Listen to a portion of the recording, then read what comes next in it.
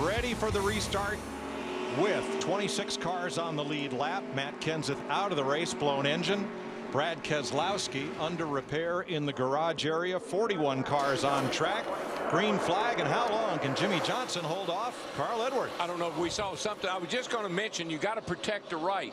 And Carl Edwards didn't protect the right on that restart, and he got set up big time by Kurt Busch there. At Kurt Busch in the 2, he got a heck of a run coming to the green flag, and he carried it all the way down into turn 1. Carl got caught, and he couldn't do it. There's nothing he could do about it. He's going to lose a bunch of spots here.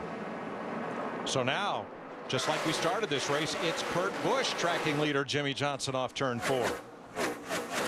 And keep an eye on Dale Jr. back in there too. Remember, he's down a lap. So there's a heck of a race within a race trying to get that lucky dog position. I've been watching this battle right here between Kevin Harvick in the 29 and Greg Biffle in the 16. Smoke spin, turn 2, deep in the pack. I believe that's Elliott's. It's Elliott. That was Jamie McMurray, wasn't it? The 26 car. I can't believe he didn't spin that car. Hold your line. No caution. Hold your line. Hold your line. That was unbelievable. This battle continues to go on between Harvick and Edwards. This is a battle for third. There's something going on with these cars. I saw it yesterday. I see it again today. They just get loose all by themselves. They just snap loose. Jamie Mack looked like Vaughn Gittin, the drifting star in his Mustang. That car was sideways for so long, I can't believe it did not spin. He kept in it, I can tell you that. The tire smoke was flying. Oh, I think he got a little bit of help from that right front fender. Look at that thing just sat there. Look at that. Darrell, how does he not lose that car? I don't know. That's a good handling race car is all I can say.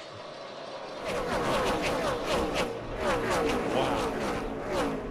That was definitely worth a wow right there. Now it did put him back to last car on the lead lap, 26th. But what I was going to say about Greg Biffle in the 16 car, they seem to be the big winner through the cycle of green flag pit stops. Steve, they were on the mark, unlike last week when he came to pit road.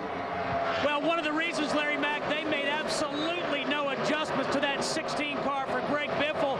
And Larry, furthermore, he says, I'm able to drive it over the bumps a lot better than the other guys. Of course, he's the winner from the Nationwide Series race yesterday and actually been fighting a little bit of flu. And when we were watching Jamie McMurray over there, he has a stomach flu climbing in that race car today. And the bumps that Biffle is talking about is down in 1 and 2, and we saw that upset a lot of race cars yesterday in practice and qualifying.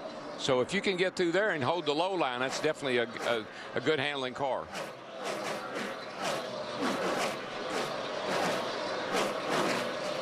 Two rookies in this race, Scott Speed running 29th, and Joey Logano, who is in the top 15 on today's Home Depot rookie profile. We talked with crew chief Greg Zipadelli about how his focus changes, transitioning from a champion, Tony Stewart, to a rookie, Joey Logano. We're starting over where our expectations are. You know, after 10 years, you put yourself and you expect to go out and run in the top 5 and try to challenge for wins and lead laps and do all those things. And when you don't, you're not happy, you're not satisfied. You know, right now is our biggest thing is growth, that we continue to grow together, that we continue to improve every time we go on the racetrack. And that's what I kind of keep telling myself is you know, it's time for me to be patient. Everybody needs all the laps you can. Just kind of keeping them realizing that that's the most important thing, you know. Top 15s, top 10s, the rest of that stuff, we'll work up. They'll come as our consistency, as our time working together improves. We need to make sure that we can walk at a good pace, and jog, and then run. You know what you look at when you're an older guy and you have a young guy that you're working with? The older guy says, hey, dude, I'm running out of time. You got all the time in the world. So I'm going to be patient, but I'm not going to be patient very long. Yeah, Greg Zipadelli told me on Friday, he said, honestly, Larry, we're just looking for top 25s right now, and they need some top 25s. That team right now is sitting outside the top 35, back in 37th in points. Well, I don't like what they did to I don't know if they made very many adjustments on that car on the pit stop, but I see it stepping out a number of times here on this run. There comes his teammate Kyle Busch in the 18 car. Remember, Kyle was one of the cars that pitted on that last caution at lap 59, 4 tires and fuel. So now Kyle is about to crack the top 15 again. Roush Racing has 6 wins here. Trouble turn 4. That's another. And Dick Bergeron, David Reagan sensed something, didn't he?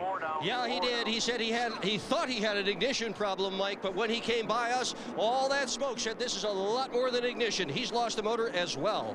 Roush car number 2. Same thing happened to Hendrick last week. Might be happening to the Roush guys this week.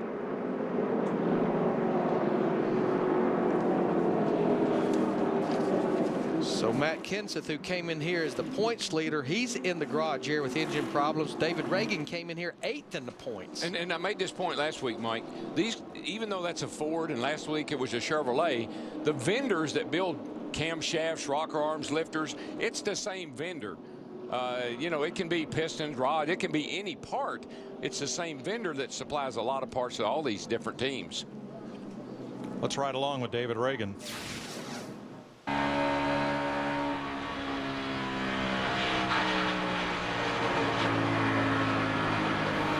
She just blew up. She just blew up.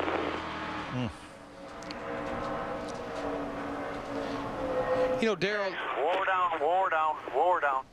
Daryl, I'm sure you went through this. You could almost sometimes smell when an engine was going to blow up in a race car. Yeah, you can, Larry.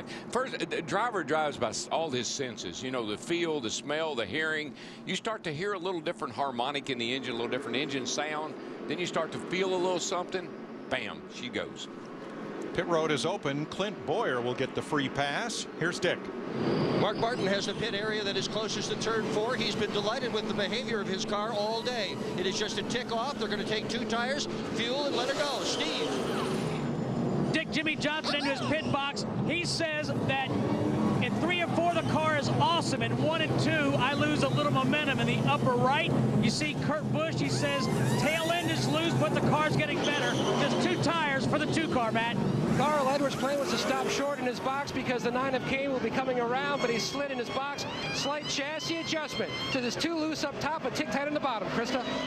Kevin Harvick called an audible. Todd Berrier, his crew chief, said, let's take 4 tires and wedge. Kevin said, no, leave the tires on, no chassis adjustment. Let's see if it cycles out. And Kevin Harvick picks up 4 positions in the race off pit road. We're under the 4th caution of the day in Las Vegas.